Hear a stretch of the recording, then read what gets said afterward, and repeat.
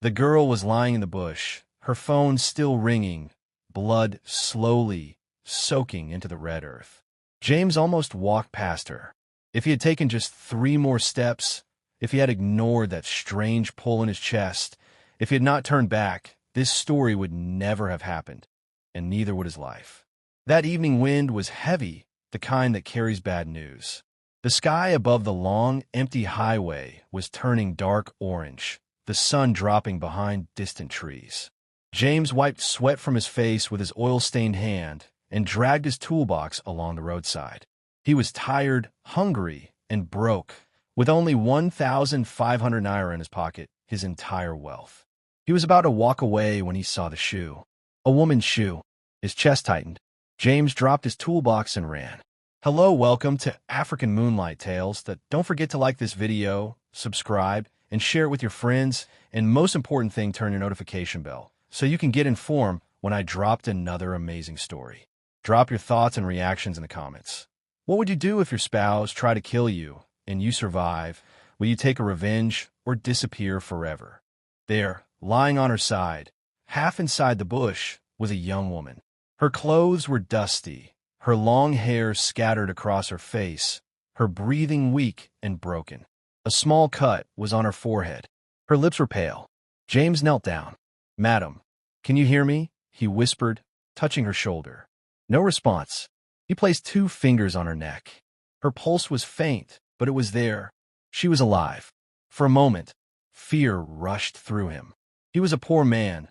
No money, no car, no hospital connections. No one would help him. But something stronger than fear rose in his heart. He could not leave her. He carried her. Her body was light like paper.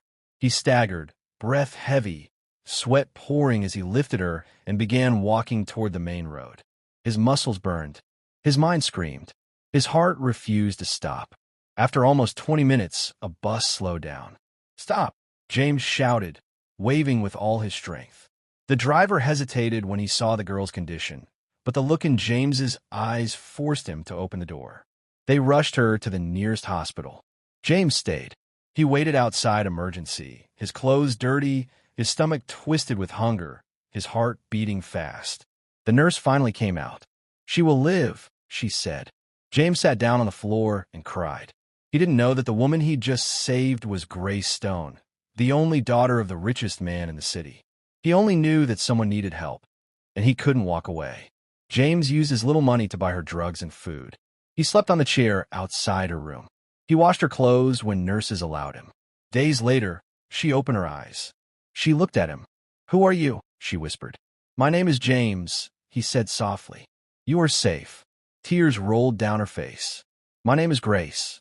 James smiled, having no idea that everything was about to change. James's life before that moment had been a long, quiet struggle. He was not born poor, but poverty came early. His father died when he was in secondary school.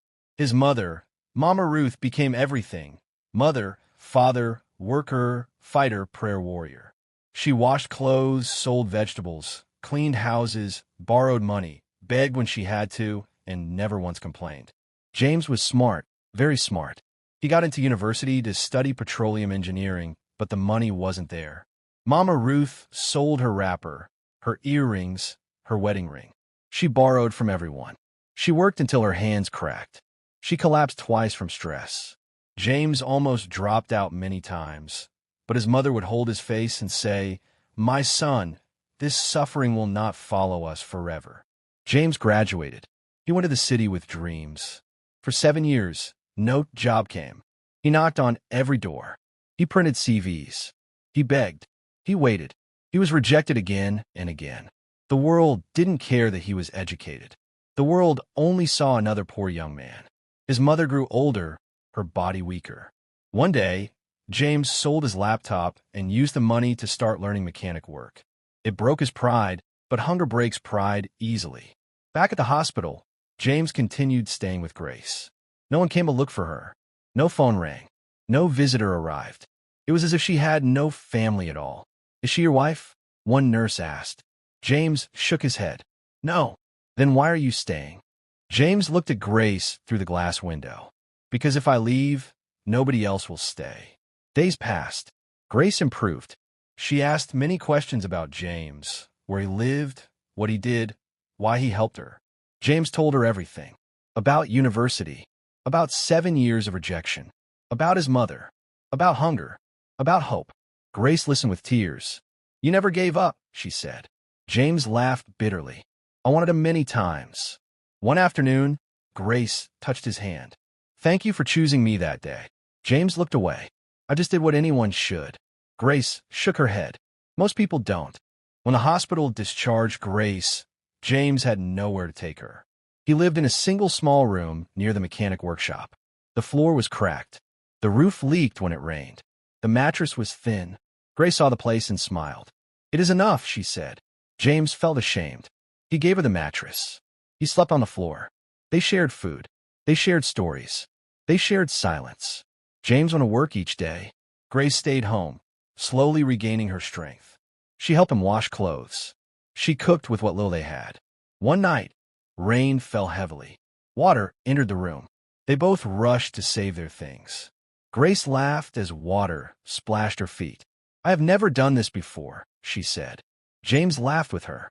For the first time in many years, James did not feel alone. But in another part of the city, a storm was rising. Mr. Richard Stone, the most powerful businessman in the city, was breaking apart. His daughter Grace had disappeared. The whole city was looking for her. Private investigators, police, roadblocks, cameras, posters, rewards. Nothing. Mr. Stone had only one child. His wife had died years ago. Grace was his life. He stood by the window of his mansion every night, whispering her name. "Grace." One evening, Grace stood by James's door, watching him return from work, his shirt soaked in oil and sweat. "James," she said slowly, "what if my family is looking for me?" James froze. "We can go to the police," he said. Grace shook her head. "I'm scared." James nodded. "Then we will wait." Days turned into weeks. Grace's memory slowly returned. One morning, she woke up crying. "I know who I am," she said. James sat up. "My father is Mr. Richard Stone." James's heart stopped. The name hit him like thunder. Everyone knew that name. The richest man in the city. James stared at her. "You're his daughter?" Grace nodded, tears falling. James's mind went blank. The girl in his room. The girl he fed. A billionaire's daughter. Grace held his hand. "I don't want to go back yet. Not like this. I need time. Please." James nodded slowly. "Okay." That night, James could not sleep. He thought of his mother in the village, still struggling. He thought of the years he lost. He thought of the girl sleeping peacefully on his mattress. A billionaire's daughter. The words repeated in his mind like drums. James woke up before the sun. Grace woke later and found James sitting outside on the broken chair, staring at nothing.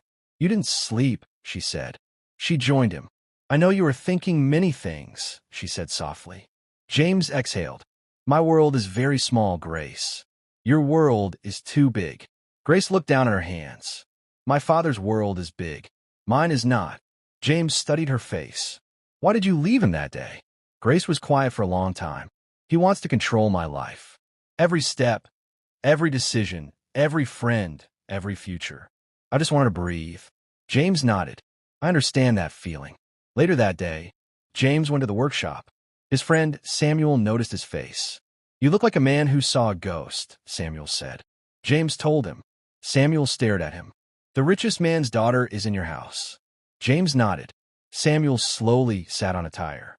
"My brother, life is not normal." At the mansion, Mr. Stone was getting worse. He had fired security chiefs. He was breaking cups in anger. The city was buzzing with rumors. She was kidnapped. She ran away. No one knew. Mr. Stone only prayed. Back in the small room, Grace stood at the door in the evening. "I will go back soon," she said quietly. James's heart tightened. "When?" "Tomorrow." That night they ate quietly. Grace suddenly laughed. "Do you know? This is the happiest I have been in years." James looked at her. "Here." She nodded. "Here." The next morning, Grace borrowed James's phone and called her father. The silence after she said, "Daddy," almost broke the room. Within an hour, the street exploded. Black cars, security, police, sirens. James stood at the edge of the road, watching as Grace was surrounded. Mr. Stone rushed out of the car and grabbed her. My child! My child! He wept openly. Grace held him. I'm okay, Daddy. Then she turned and looked at James. Their eyes met. Everything unsaid passed between them. Mr. Stone followed her gaze. Who is he? Grace smiled. The man who saved my life. Mr. Stone walked toward James. James's knees felt weak. Thank you, the billionaire said, his voice shaking. James bowed his head. I only did what was right, sir. Mr. Stone took James's hands in both of his. You did more than you know. Grace was taken away. The street returned to silence. James returned to his room. The mattress was empty. The world felt too quiet.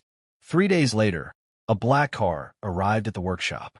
2 men in suits approached James. Mr. James Okery? Yes. Our boss would like to see you. The gates of the mansion opened. James stepped inside a world he had only seen on TV. Grace ran toward him. Mr. Stone stood behind her. James, you saved my only child. I want to change your life. James swallowed. Sir, I didn't do it for a reward. Mr. Stone nodded. I know. That is why you deserve it. James was offered everything. A house for his mother. A new business. Education. A future. James fell to his knees. Tears rolled down his face. My mother, he whispered. Mr. Stone smiled. She will never suffer again. Grace and James stood on the balcony later that evening. Your life is starting, Grace said. James shook his head. It started the day I stopped and turned back. Early the next morning, Mr. Stone called James into his office. James, where is your mother? In the village, sir. Then we go to the village today. James froze. Today? Yes. The convoy of black vehicles left the city before noon. Grace sat beside James. James's hands were shaking. Grace noticed. You are scared. James smiled weakly. I am thinking of my mother's face. Grace held his hand. She will be proud. They reached the village in the late afternoon. Dust rose as the convoy entered. Children stopped playing. Women dropped their baskets. Nobody had ever seen such cars in their village. The car stopped. James stepped down. Then someone shouted, James! It was Mama Ruth. She was standing in front of their old house holding a bowl of cassava. Her wrapper was faded. Her feet were dusty. James walked toward her slowly. Mama. She dropped the bowl and ran. My son. They collided in the middle of the compound. She held him, crying loudly. I thought you were suffering in the city, she sobbed. James cried too. I'm here now, Mama. James turned to his mother. Mama, this is Grace. Grace bowed. Good evening, Mama. Then James said the words that changed everything. Mama, I saved her life. Mama Ruth's face froze. Grace spoke gently. Your son found me dying on the road. He saved me. If not for him, I would not be alive. Mama Ruth slowly looked at James. She placed her hands on his face. My son, God has seen your suffering. She lifted her eyes to the sky. Thank you, Lord. That evening, the village gathered. Mr. Stone made an announcement. He promised a new house for Mama Ruth. He promised a business for James. He promised help for the village. The elders cried. The women danced. The children sang. Mama Ruth sat on the ground shaking, unable to speak. James knelt beside her. Mama, I told you suffering will not follow us forever. She held his face and kissed his forehead. My son, you did not give up. The village did not sleep that night. Drums sounded until morning. Women sang songs that had not been sung in years. Children chased one another under moonlight. At the center was Mama Ruth, seated on a wooden stool, her tired eyes shining with tears and laughter. The next morning, Mr. Stone called James and Mama Ruth together. Mama Ruth, your son saved my only child. There is nothing I will not do for him and for you. Mama Ruth shook her head. Sir, my son only did what God asked him to do. Mr. Stone smiled. That is why he will never suffer again. He turned to James. James, I want to build you a new home here and another in the city. I want you to return to school if you wish. I want you to choose any business you like.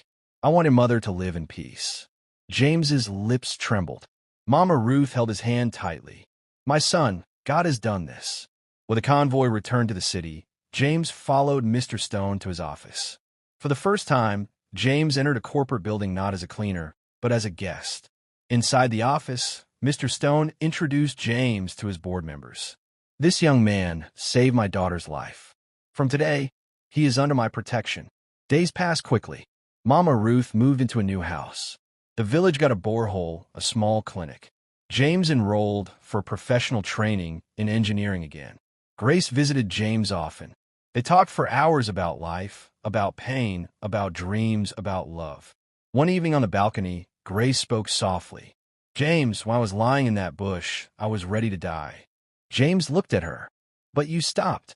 She smiled. You didn't even know me. James shrugged. I only knew someone needed me.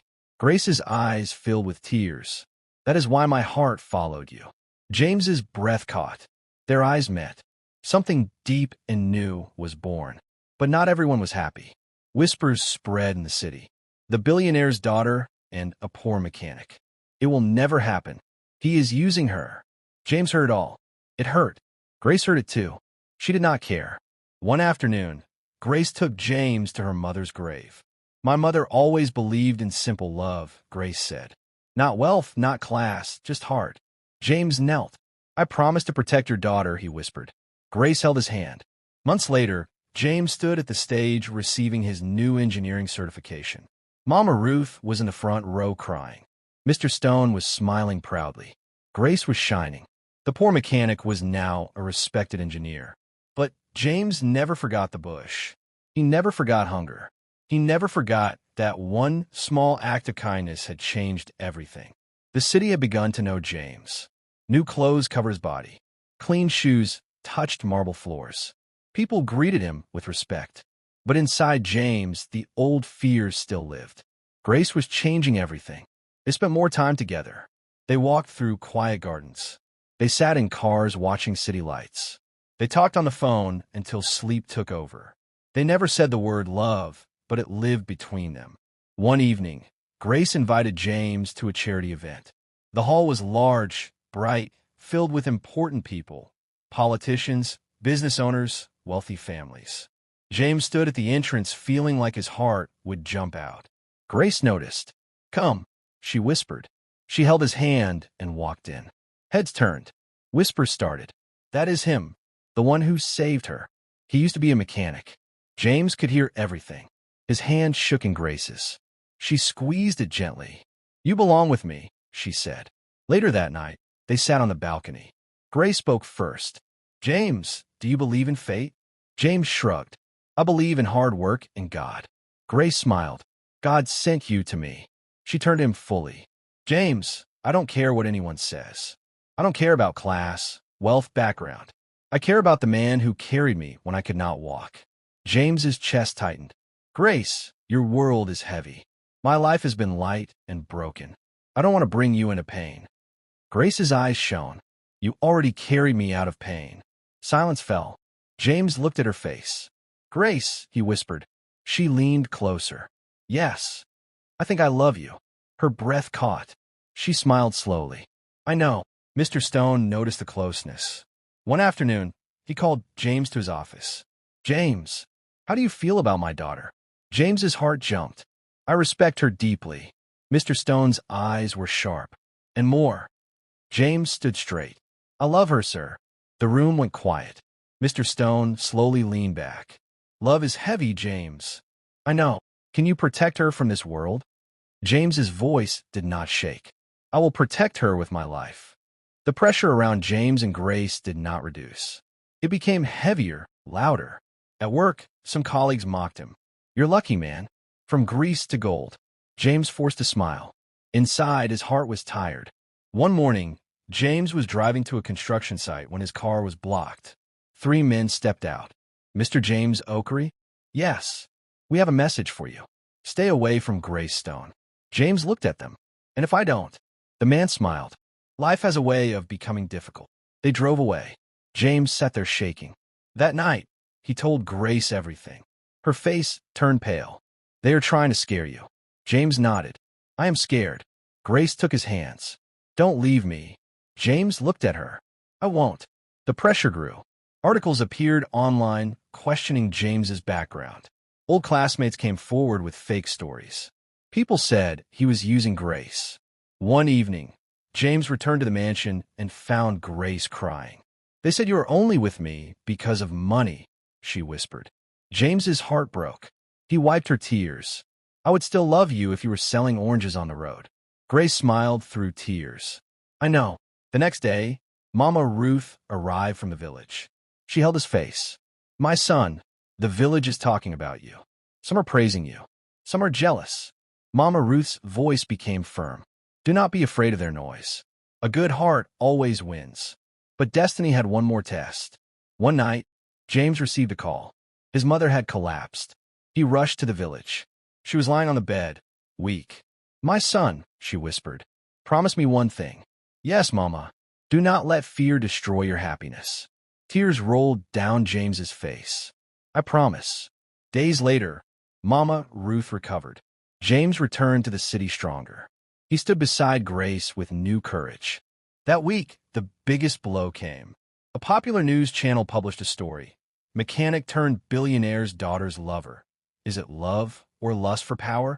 Pictures of James from the workshop years ago were splashed online. His torn clothes, his greasy hands, his old room. The city laughed. James saw it. He felt his world sink. Grace saw it too. She rushed to him. "James, listen to me." James interrupted. "I'm not ashamed of my past, but I am tired." Grace held him. "I will speak." The next morning, Grace called a press meeting. James begged her not to. She insisted. They stood together before cameras. Grace's voice was calm. "This man saved my life when I was dying in a bush. He fed me when I was weak. He protected me when I had nothing. If that makes him unworthy, then this world is blind." The hall went quiet. Grace turned to him. "James is my heart." The city exploded, but something shifted. People began to respect the truth. Weeks later, Mr. Stone called James and Grace. "I have a proposal," he said. Mr. Stone stood up. "It is time the world knows this story properly." Days later, invitations went out. The Stone Event Center filled with people, newspapers, TV stations, business leaders, city officials, everyone. Mr. Stone stepped onto the stage. He told the story about the lonely road, about the dying girl, about the poor mechanic, about the hospital, about the kindness, about James. The hall was quiet. Then Grace joined him. "My life belongs to this man," she said, holding James's hand. Then Mr. Stone said the words that broke the silence. "James Oakery is not just a good man. He is my son." The hall exploded. James froze. Grace smiled through tears. Mr. Stone turned to James. "I lost my wife many years ago. Today I choose my son." After that day, everything changed. The same people who mocked James now praised him. But James did not let it change him. He returned to the village often. He built schools. He built clinics. He created jobs. One evening, James and Grace walked through the village. Mama Ruth sat outside her new house, smiling. "My children," she said. James knelt. "Mama, your prayers carried me here." Grace hugged her. Mama Ruth looked at them and laughed. Love is stronger than poverty. Weeks later, James stood before Mr. Stone. "I want to marry Grace," he said. Mr. Stone did not hesitate. "Then prepare." The news moved through the city. The wedding took place in the village first, where James's life was shaped, and later in the city, where Grace's life had begun. Under the open sky, James and Grace held hands. The elder spoke. "Today, we witness the reward of kindness." They were pronounced husband and wife. The village exploded in joy. That night, as fireworks lit the sky, James whispered to Grace, "If I had all the money in the world and no heart, I would still be poor." Grace smiled. "You saved my life, and love saved yours." James never became proud. He built schools. He opened mechanic centers for young boys. He paid school fees for children. Grace remained gentle. Mr. Stone remained grateful. The village remained blessed. All because one poor mechanic stopped on a lonely road. Kindness opened a door that money could never buy. Thank you for watching this incredible journey. If this story touched your heart, please like, subscribe, and share with everyone you know. What lesson did you take from James and Grace's story? Drop your comments below. We read every single one. Hit the notification bell so you never miss our inspiring stories. Remember, One act of kindness can change everything. God bless you.